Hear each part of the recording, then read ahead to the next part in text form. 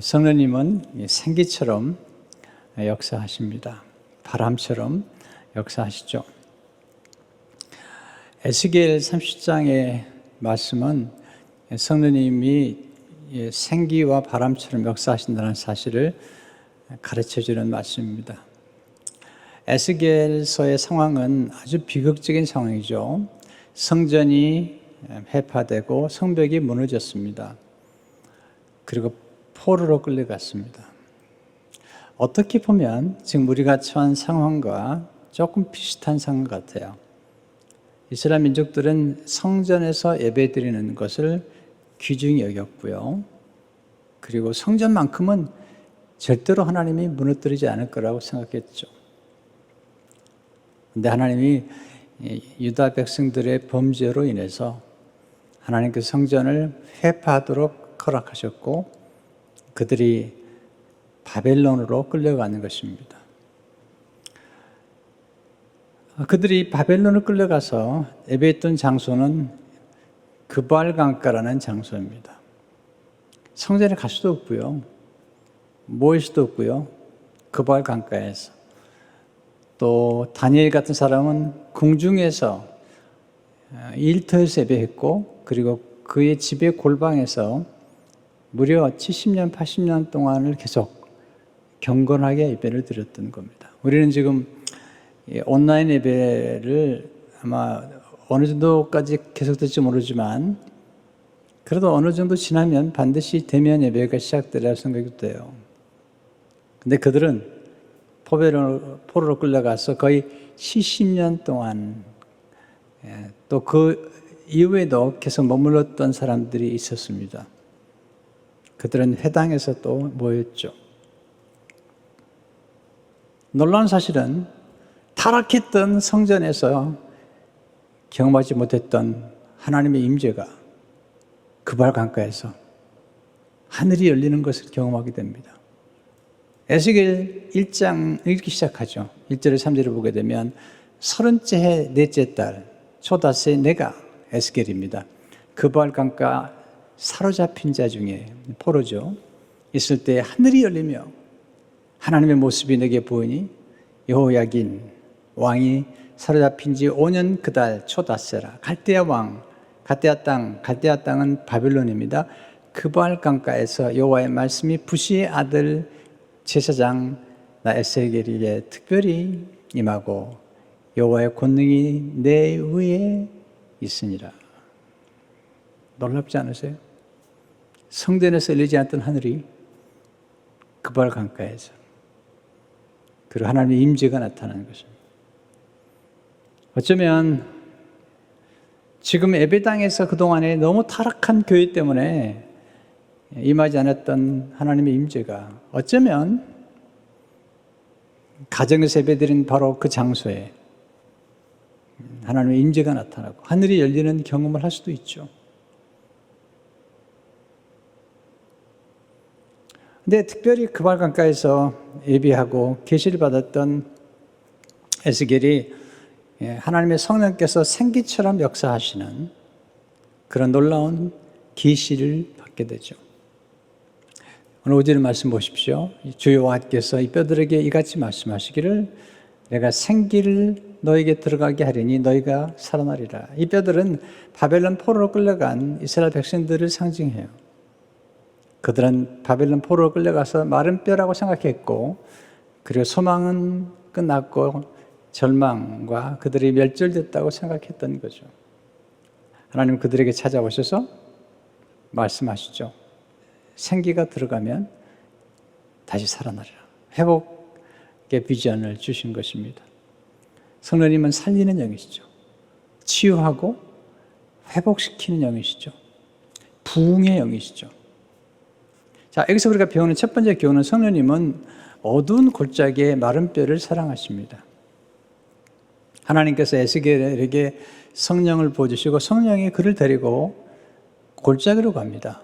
궁중을 이렇게 하는 게 아니에요. 물론 다니엘에게는 특별히 또 궁중에 대한 비전이 있었지만 하나님께서 골짜기로 그를 데려가시죠. 1절에 보시면 여호와께서 권능으로 내게 임재하시고 그의 영으로 성령이시죠. 나를 데리고 가서 골짜기 가운데 두셨는데 거기 뼈가 가득하더라. 근데 뼈가 아주 형편이 없어요. 2절을 보니까 나를 그 뼈 사방으로 지나가게 하시기로 본즉 그 골짜기 지면에 뼈가 심이 많고 아주 말랐더라. 왜 성령님께서 에스겔을 골짜기로 인도하셨을까요? 그 이유는 하나님의 사랑하는 백성들이 골짜기에 마른 뼈처럼 누워있기 때문이에요. 성령님은 사랑형이시죠. 사랑은 관심이죠. 근데 성령님이 이 골짜기에 있는 사람들을 사랑하신다는 거예요. 소외된 사람들, 버려진 사람들, 소망이 없는 사람들, 절망 중에 있는 사람들을 사랑하셔서 에스겔을 데리고 찾아가신 겁니다. 그들은 스스로 고백하기를 이제는 더 이상 소망이 없다는 거죠. 11절을 보시면 또 내게 이르시되 인자야 이 뼈들은 이스라엘 온 족속이라. 그들이 이르기를 우리의 뼈들이 말랐고 우리의 소망이 없어졌으니 우리는 다 멸절되었다 하느니라. 그러니까 그들 스스로에 대한 자아상이 뭐냐면 우리는 마른 뼈와 같고 또 스스로가 말하기를 그들의 언어가 부정적이죠. 우리에게는 소망이 없다는 거죠. 우리에게는 이제 절망뿐이고 우리가 망하게 되었다. 그렇게 서로 말하고 있는 것입니다. 그들은 누굴까요? 하나님의 사랑하는 백성들입니다. 우리 인생에서 가끔 우리가 분명히 하나님 사랑하는 것을 알지만 우리는 가끔 이런 골짜기를 통과하게 돼요. 눈물의 골짜기, 사망의 음침한 골짜기, 절망이라는 골짜기, 가난이라는 골짜기, 실패라는 골짜기, 버림받은 골짜기, 거절당한 골짜기, 배신당한 골짜기, 무시와 천대를 당한 골짜기, 이런 골짜기들을 통과하게 돼요.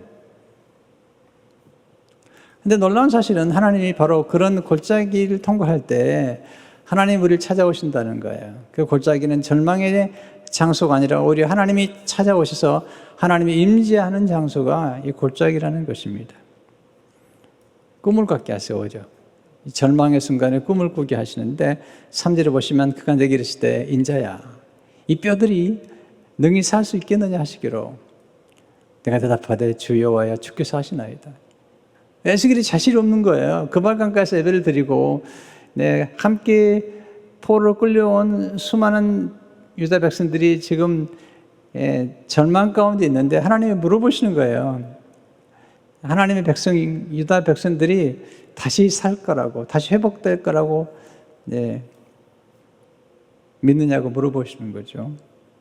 이 질문은 하나님의 믿음에 대한 하나님의 능력에 대한 질문이요, 사랑에 대한 질문이죠. 하나님의 능이 지금 이 마른 뼈와 같은 이스라엘 백성들을 회복시킬 수 있다고 내가 믿느냐는 거예요.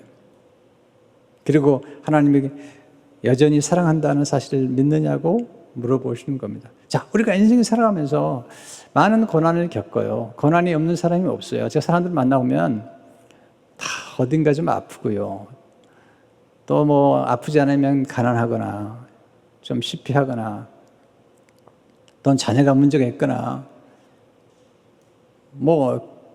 완벽한 사람을 제가 본 적이 없어요. 하나님은 저마다에게 십자가를 주시고 저마다 인생의 골짜기를 통과하게 하시는 거예요. 네, 하나님께서 말씀하시죠. 하나님은 마른 뼈에 내가 관심을 가지고 있고 그리고 마른 뼈를 회복시키겠다는 하나님의 놀라운 계시를 지금 하고 계시는 거죠. 두 번째 배우는 교훈은 성령님을 통해서 좌절된 꿈을 회복시켜 주시는 것입니다. 참, 그들 스스로가 생각하는 길을 이제 절망했다는 거죠. 꿈이 더 이상 꿈을 꿀 수 없다는 거죠. 11절을 다시 보시면 우리의 뼈들이 말랐고 우리의 소망이 없어졌으니 우리는 다 멸절되었다 하느니라. 그들의 말이 그러는 거죠. 그들의 생각이 그런 거죠. 자, 여기서 우리가 인생에서 직면하는 질문 4가지가 있는데요. 이 4가지를 해결해 주는 분이 성령님이세요. 아주 중요한 질문들이에요. 아니, 우리가 늘 날마다 경험하는 인생의 문제와 인생에 대한 질문들이에요. 첫째로 성령님은 꿈의 문제를 해결해 주세요. 특별히 좌절된 꿈, 상실해버린 꿈의 문제를 해결해 주세요. 이 꿈은 그 소망을 얘기하죠. 그들 스스로가 말하기를 이제 소망이 없다는 거죠. 아니라는 거죠. 하나님은 성령을 보내주시면서 새로운 꿈을 꾸게 하세요. 요에스의 말씀을 인용한 베드로가 성령 체험한 다음에 사도행전 2장 17절에서 이렇게 말하죠. 하나님 말씀하시기를 말세 내가 내 영을 모든 육체에게 부어주리니 너의 자녀들은 예언할 것이요 너의 젊은이들은 환상을 보고 너희 늙은이들은 꿈을 꾸리라. 성령이 마시게 되면 젊은이나 어른들이 다 환상과 꿈을 보게 되는 거죠. 또한 하나님은 소망을 주시는 분이세요. 제가 좋아하는 말씀이 물론 많지만 로마서 15장 13절의 말씀 참 좋아해요. 소망의 하나님이 God of Hope, 모든 기쁨과 평강을 믿음 안에서 너에게 충만하게 하사 성령의 능력으로, 잘 들으셔야 돼요. 그냥이 아니고요. 성령의 능력으로 소망이 넘치게 하시기를 원하노라. 성령이 우리에게 임하시게 되면 우리에게 소망이 넘치게 돼요. 두 번째, 성령님은 생각의 문제를 해결해 주시는 거죠. 인생에 많은 문제가 생각이 있는 거잖아요. 우리 인생을 만들어가는 것은 생각이 있습니다. 좋은 생각이냐 나쁜 생각이냐, 긍정적인 생각이냐 부정적인 생각이냐, 영의 생각인가 육의 생각인가, 이게 굉장히 중요하고요. 이런 생각들이 우리에게 수많이, 하루에도 5만 개 정도 생각이 지나간다는데, 이런 생각에서 내가 어떤 생각을 내가 선택하고 어떤 생각을 반복해서 품을 것이냐는 우리 인생에서 굉장히 중요한 이슈죠. 아마 생각에 관해서 가장 글을 탁월하게 쓴 사람 중 하나가 제임스 알렌이라는 분인데, 그게 보면 생각이 얼마나 중요한지를 설명해요. 그럼 이렇게 얘기하죠. 마음속에 생각이 그대를 만든다. 지금 그대의 모습은 생각에 빚어놓은 것이다. 그런 생각은 씨앗 같다는 거죠. 좋은 생각이 좋은 열매를 맺을 것이며 나쁜 생각은 당연히 나쁜 열매를 맺는다. 환경이라는 외부 세계는 생각이라는 내면 세계에 따라 만들어진다. 근데 우리 경험한 것처럼 한두 번의 생각으로 이렇게 뭐가 만들어지지 않아요. 제가 경험해보니까 집중적인 생각과 반복적인 생각. 문제는 어떤 생각을 집중하고 반복하느냐에 따라서 우리 인생은 달라지는 거예요. 자, 제임스 알렌의 말을 조금 더 인용해 볼까요? 좋든 나쁘든 어떤 생각을 끊임없이 계속하면, 이게 이제 굉장히 중요한 이슈인데요. 끊임없이 계속하면 그 영향이 성격과 환경으로 이어지는 것은 분명한 사실이다. 왜 하나님께서 성경을 묵상하려고 할 때 주야로 묵상하라고 그럴까요? 끊임없이 생각하라는 거죠. 자, 우리의 생각에 자극을 주고 잘못된 생각을 바꿀 수 있는 유일한 길은 하나님의 말씀이에요. 하나님 말씀 속에 긍정적인 말씀과 그리고 믿음의 말씀들을 우리 생각 속에 주입시켜야 돼요. 가만히 있으면 안 돼요. 가만히 있으면 우리 생각 안에도 잡초처럼 자라게 돼요. 여러분 하루에도 보시면 아침 일어날 때부터 수없는 생각이 오가는 거죠. 그런데 아침에 딱 일어나면 하나님이 착 찾아오셔가지고 우리에게 얘기했으면 좋겠죠. 그게 아니라 마귀가 더 빠르게 찾아옵니다. 그래서 우리 생각을 흔들어 놔버려요. 불안하게 만들어요. 하루에 찾아오게 될 두려운 생각들을 가져오는 거죠.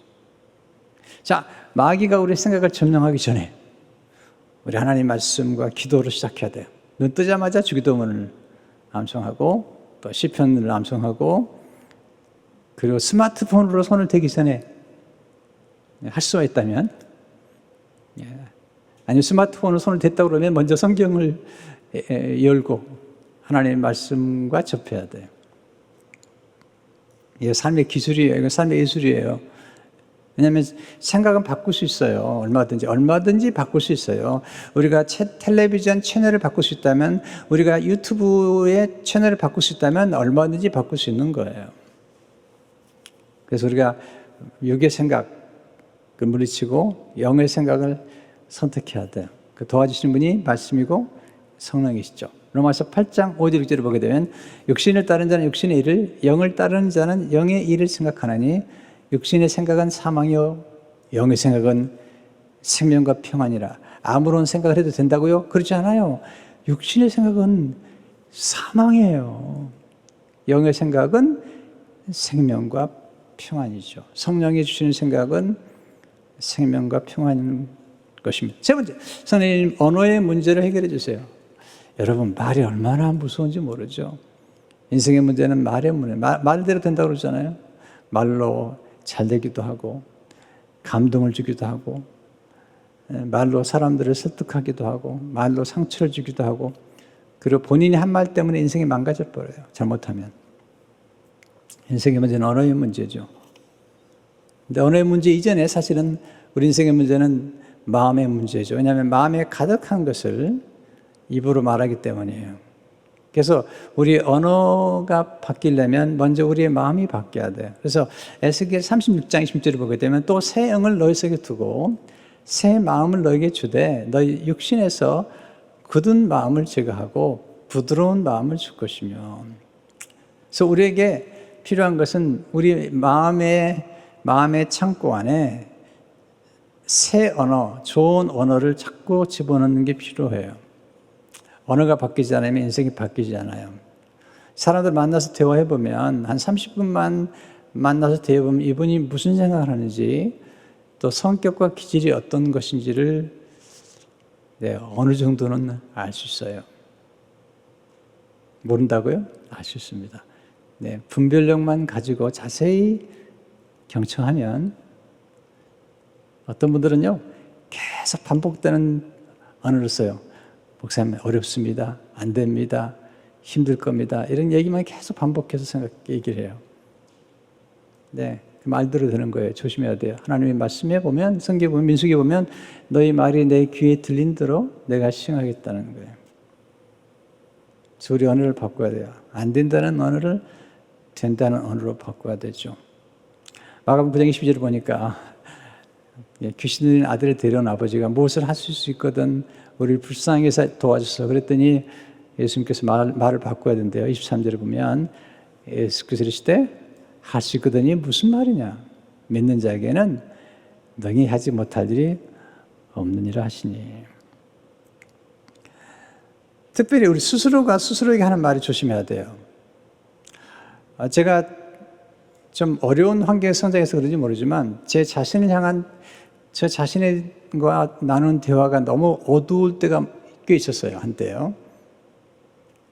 그리고 교회 개척하고도 너무 어려우니까 자꾸 부정적인 언어를 내가 스스로 쓰고 있더라고요.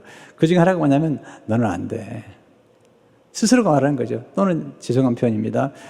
너는 싹수가 노래. 이 싹수가 노라다는 말은요. 미래가 없다는 거예요. 제 스스로가 그렇게 얘기하고 있다니까요. 그래서 그걸 깨닫게 하셨어요. 하나님께서. 그리고 그걸 고치는데 거의 1년 반 이상 걸렸어요. 어떻게 고치지 아세요? 내가 부정적인 생각을 스스로 내가 생각하고 말할 때마다 이 시계를 만졌어요. 그렇게 함으로써 시계를 만지면서 나의 부정적인 생각과 언어를 긍정적인 생각, 성경적인 생각 언어로 바꾸기 시작했어요. 그랬더니 점점점 변화가 되기 시작했어요. 이게 훈련이라는 게 참 놀라운 겁니다. 그래서 이제는 내 생각이 아니라 하나님의 생각을 스스로 받아들이기 시작해요. 하나님 생각이 뭐죠? 우리 향한 하나님 생각은 소망이죠. 그리고 이렇게 하나님 말씀하시잖아요. 너는 내 사랑하는 아들이요 딸이다. 하나님의 말씀이에요. 사탄의 말 듣지 마세요. 하나님 말씀하시죠. 너는 그리스도 안에서 의인이다. 왕같은 제사장이다. 너는 상속자다. 너는 구원받은 하나님의 자녀다. 이게 놀라운 거예요. 이스라엘 백성을 향해서 히브리인 오해를 향해서 하나님 뭐라고 말씀하시죠? 너는 세계 모든 민족이 뛰어나게 될 거라는 거예요. 너는 왕같은 제사장이라는 거예요. 제사장 나라가 된다는 거예요. 축복의 통로가 된다는 거죠. 자, 우리가 점검해 볼 게 뭐냐면 스스로가 스스로에게 하는 말들이 어떤 말인가를 자꾸 생각해야 돼요. 왜냐하면 그 말이 우리를 만들어가기 때문이죠. 그 언어를 변화시키는 훈련을 해야 돼요. 모든 것은 우리 마음에 시작돼요. 그리고 밖으로 나가는 것입니다. 말이 좋은 말을 많이 하셔야 돼요. 칭찬과 격려의 말, 감사의 말을 많이 하셔야 돼요. 어떤 말은 옳은 말을 너무 잘해요. 자꾸 바른 말을 잘하는데 옳은 말 잘하는 게 좋은 게 아닙니다. 욥기 6장 25절을 최근에 읽다가 옳은 말이 어찌 그리 고통스러운고 너의 책망은 무엇을 책망함이냐. 옳은 말. 여러분 자녀들에게 자꾸 옳은 말 하면 자녀들이요 아주 기가 죽어버립니다. 너 공부도 못하는 것이. 아니 공부 못한 거 내가 알고 있는데 그것까지 확인시킬 필요는 없잖아요. 여러분 공부가 인생의 전부입니까? 물론 학생 때는 그렇게 전부처럼 느끼지만 우리가 인생을 조금만 살아봐도 여러분 공부가 인생의 전부가 아니에요. 네, 학교 다닐 때는 아주 최고 좋은 학교고 여러분 최고 좋은 학교 들어가가지고 아이비리그 들어간 학생들 가운데 들어가면 좋죠. 30%가 드랍아웃해요. 아니면 정신질환에 빠져가지고 허우적거리다가 치유되기도 하고 아니면 아예 그냥 드랍아웃돼요. 저는 좋은 학교 가는 거 막지 않아요. 그러나 그것만이 인생의 전부는 절대로 아닙니다.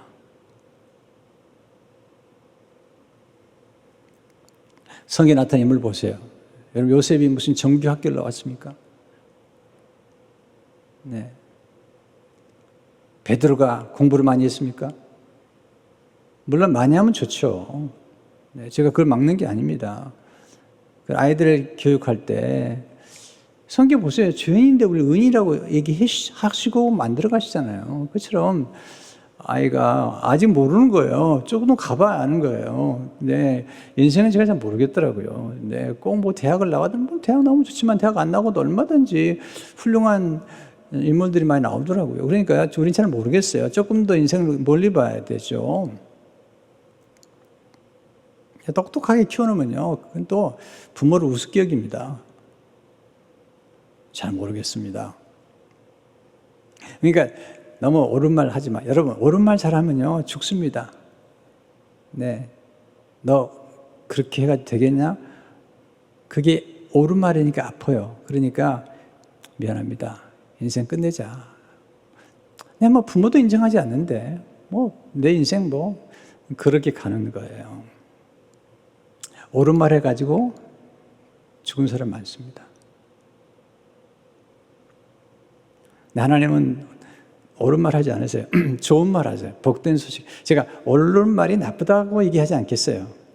또 필요해요. 때로는요. 우리 인생 가운데 피드백이 필요한데 그러나 네, 긍정의 언어.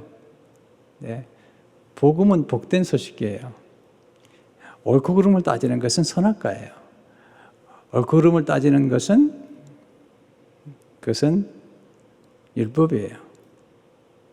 그리고 옳은 것을 통해서 우리를 괴롭히고 우리를 무너뜨리는 게 누구냐면 사탄이에요. 너 죽으라는 거예요.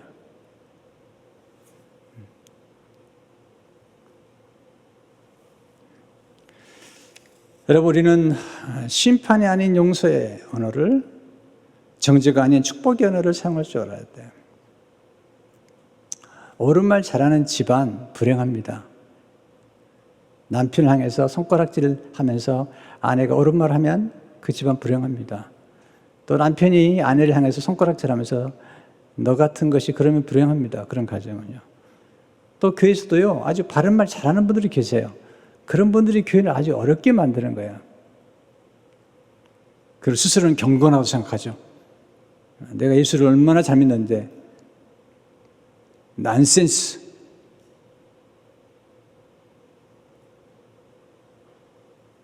하나님은 그런 분에 교회가 왜 시끄럽죠? 너무 옳은 말을 많이 하는 거예요. 다 옳다고 그러는데 다 틀린 거예요. 어떨 때는요. 우리 언어가 바뀌어야 되는데 그 언어가 바뀌는 길은 성령 충만 받은 길밖에 없어요. 여러분 성령 충만 받으면 네, 빛과 지혜를 나누게 돼요. 그리고 신령한 노래를 부르게 돼요. 사도행전 2장 4절을 보니까 그들이 다 성령의 충만을 받고 성령이 말하게 하심을 따라 다른 언어들로 말하기를 시작하니라. 네 번째, 성령님은 우리의 믿음의 문제를 해결해 주시죠. 지금 그들의 믿음이 약해졌잖아요. 네, 성령 역사하시게 되면 믿음이 강해집니다. 주님은 주로 믿음을 따라 역사하시잖아요.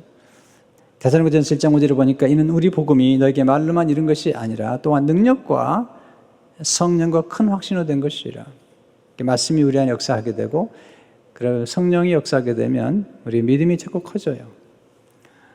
네, 그냥 메마른 뼈가 살아나는 정도가 아니라 큰 군대가 돼요. 에스겔 30장 10절에 보니까 얘네가 그 명령대로 태어났더니 생기가 그들에게 들어가며 그들이 곧 살아나서 일어나서는데 극히 큰 군대더라. 하나님은 사람들과 좀 다르게 보세요. 마른 뼈에게서 무한한 가능성과 그리고 무한한 잠재력을 보시는 거죠. 여러분 가끔 여러분 인생에서 때로는 마른 뼈같이 몸이 아프기도 하고요. 힘들 때를 경험할 거예요. 다 경험해요. 저도 경험했거든요. 그런데 놀라운 사실은 그런 상황 가운데서 하나님의 더 놀라운 은혜를 많이 경험했어요. 허드슨 테일러의 생애를 제가 자주 읽고 접했습니다. 왜냐하면 참 제게 많은 영감을 주기 때문이에요. 한 번에 이분이 중에 선교하다가 몸이 너무 아팠어요. 런던에 돌아왔습니다. 그가 침대 위에서 주로 생활했어요. 휠체어를 의지했어요. 그리고 침대에서 화장실에 가려면 로프를 붙잡고 가야 했어요. 어둠의 골짜기를 통과했죠. 그러나 참 허드슨 테일러는 믿음이 좋았어요. 꿈을 상실하지 않았어요. 그리고 하나님 말씀 의지하고 믿음으로 신문에다가 기고를 했습니다. 중국에 선교사가 필요합니다. 네, 희생을 감수할 수 있는 사람 연락 주십시오. 그런데 침대 위에서 로프를 붙잡고 움직여야 되는 그에게 하나님이 역사하셨어요. 그래서 사람들이 찾아와가지고 침대 옆에서 인터뷰를 하는 겁니다. 그리고 그 사망의 음침한 골짜기를 통과할 때에 하나님이 18명의 선교사님을 중국에 파송하게 되었고 중국 내지 선교회가 만들어집니다. 거기서 끝나지 않습니다.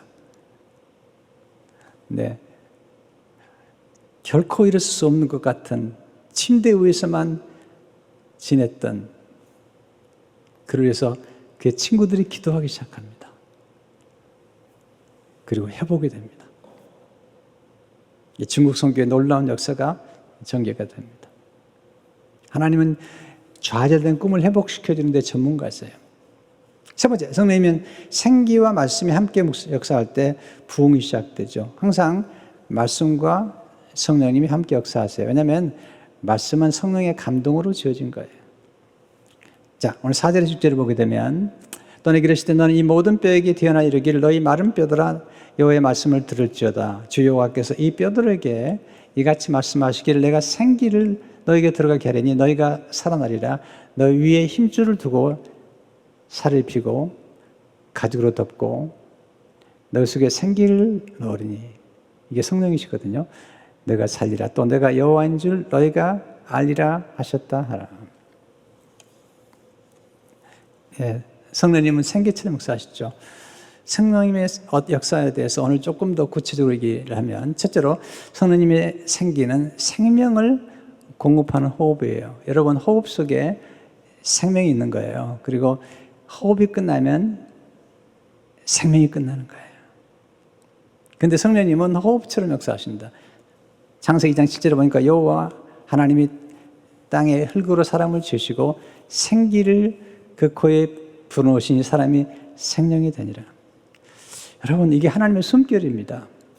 욥기 27장 3절을 보니까 나의 호흡이 아직 내 속에 완전히 있고 하나님의 숨결이 아직도 내 코에 있느니라. 하나님께서 흙으로 사람을 만드시고 거기다가 하나님의 숨결을 불어넣으셨어요. 예수님 십자가에 돌아가실 때 제자들은 전부 마른 뼈 같았어요. 그들은 절망했어요. 그들은 정말 에스겔 골짜기의 마른 뼈처럼 스스로가 생각하기를 이제 꿈이 잦았다 생각하는데 예수님이 찾아오시죠. 부활하시는. 그리고 숨을 내쉬면서 성령을 받으라.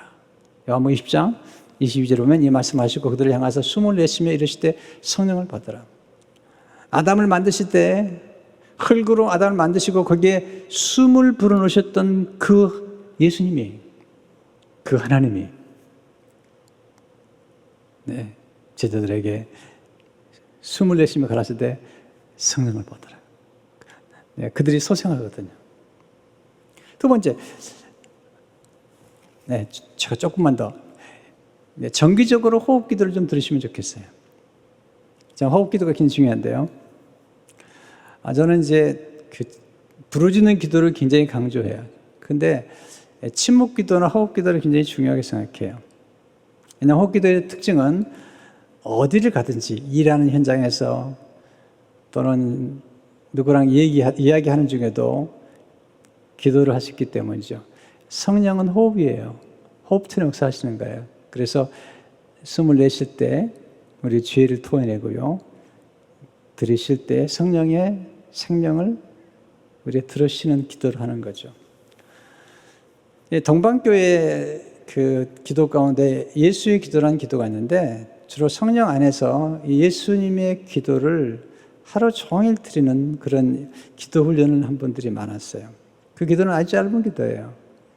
주 예수님, 주 예수 그리스도 하나님의 아들이시여 Lord Jesus Christ, Son of God, 불쌍히 여기소서 have mercy on me.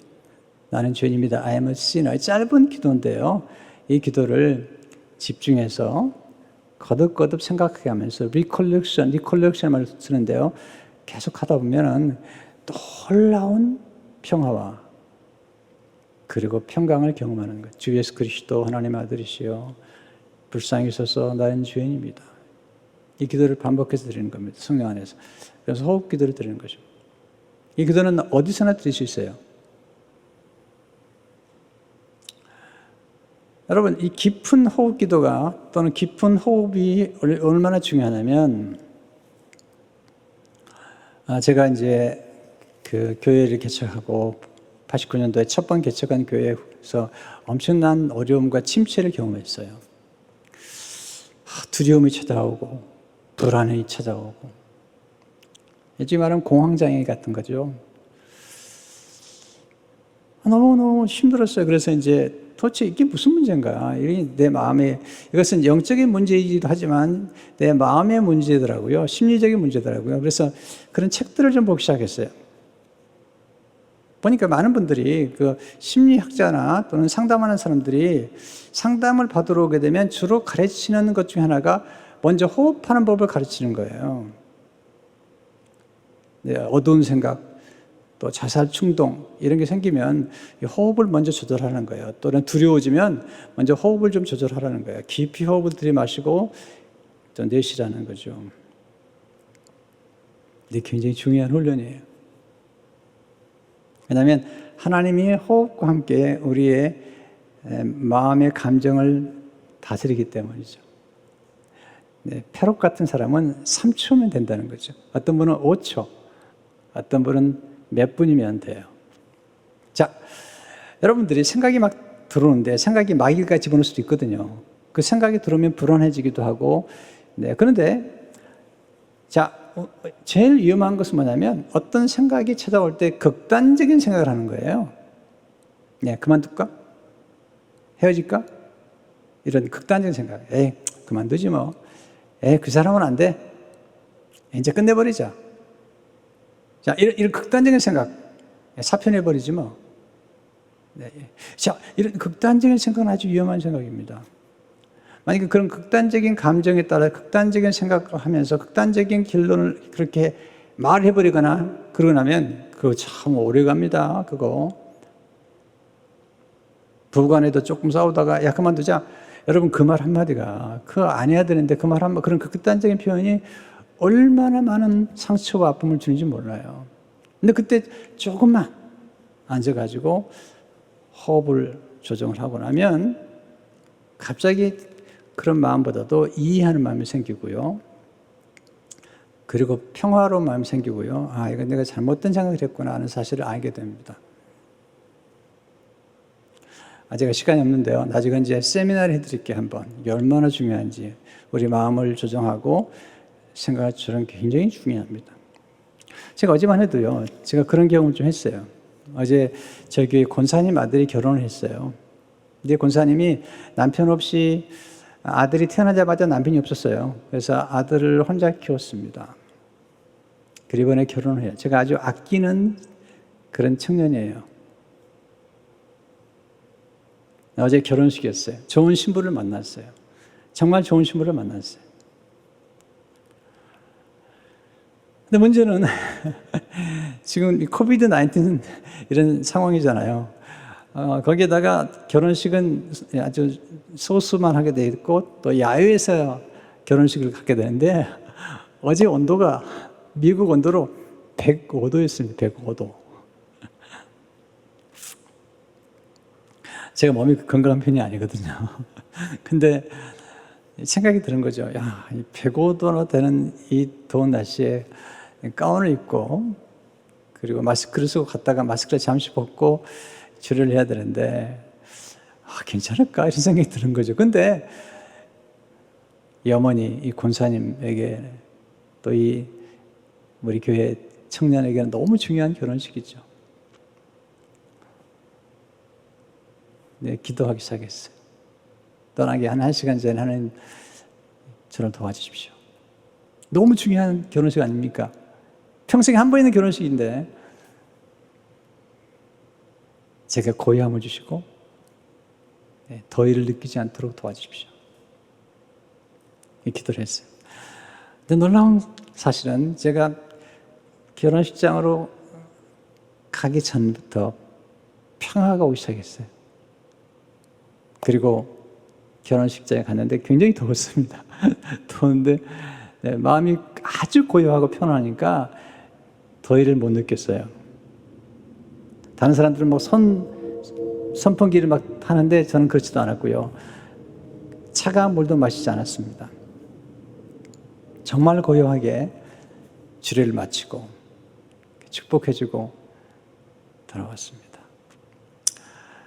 신랑 신부가 양가 부모님께 인사를 하는데 그렇게 울더라고요. 또 이 아들이 어머니 혼자 가부가 돼가지고 자기를 평생 지금까지 키워준 어머니를 부둥켜 안고 그냥 우는데 제가 눈물이 나오는데요. 야, 너무 드러낼 수는 없고 그런데 굉장한 울림이 있었습니다. 그래서 순식간에 그 어머니가 아들을 키웠던 30여 년의 세월이 내 머릿속에 스쳐가는 거예요. 아주 감동적인 결혼식이었습니다. 네, 제게는 큰 기도응답이었습니다. 왜냐하면 정말 더운 날이었는데 그렇게 고요할 수가 없었어요, 마음이요. 그리고 집에 들어왔는데 집에 들어오니까 엄청 덥더라고요. 집에 들어와서 힘들었어요, 오히려. 근데 그 결혼식 하는 모든 과정에서 돌아가는 모든 과정은 그렇게 평화로울 수가 없었어요. 왜냐하면 제가 기도했거든요. 고요하게 침묵하며 기도하고 그리고 호흡 기도를 드렸는데 너무 도움이 됐어요. 한번 여러분이 해보세요. 이것도 훈련인데요.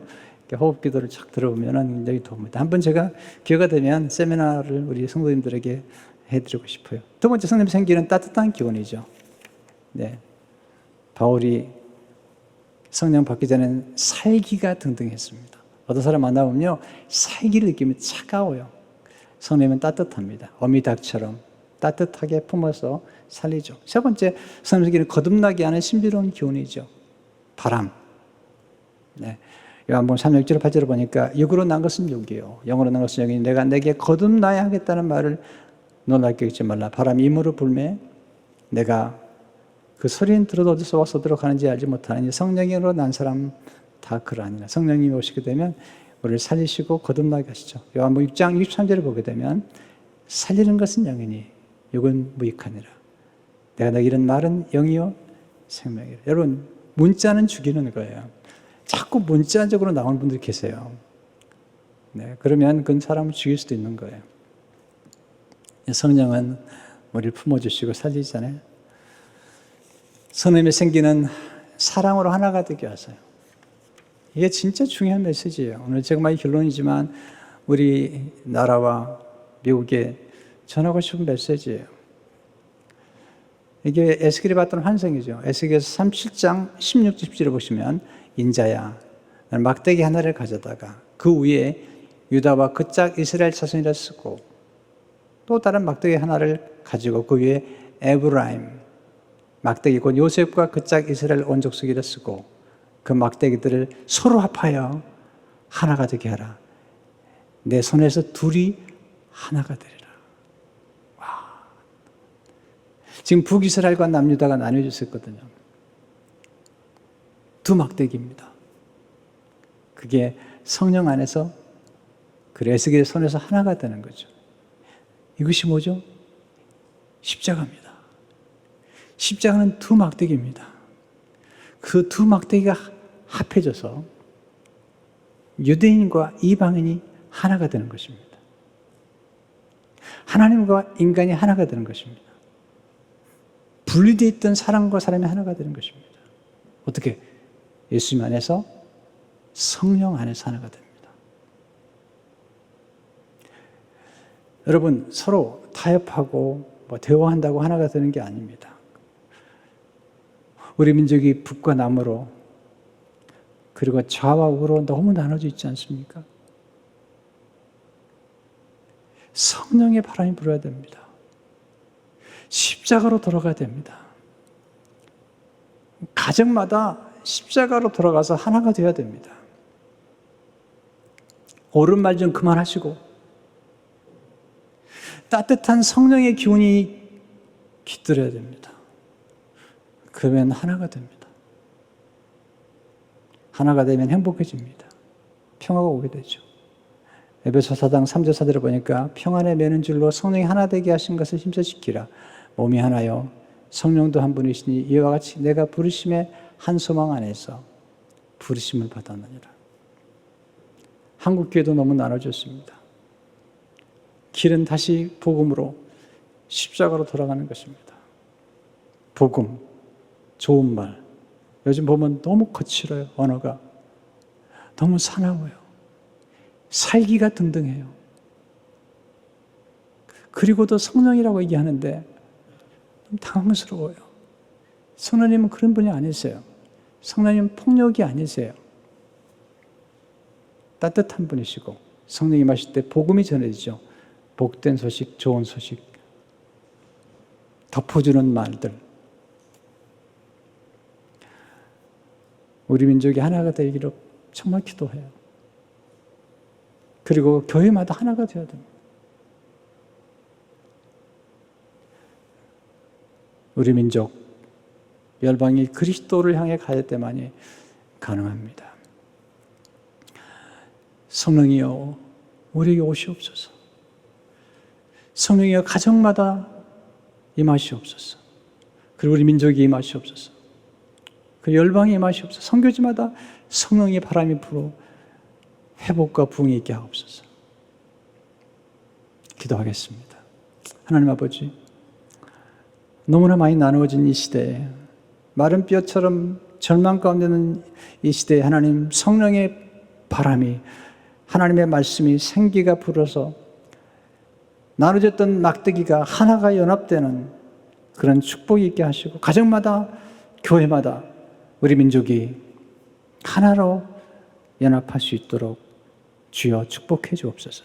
예수 이름으로 기도하옵나이다. 아멘.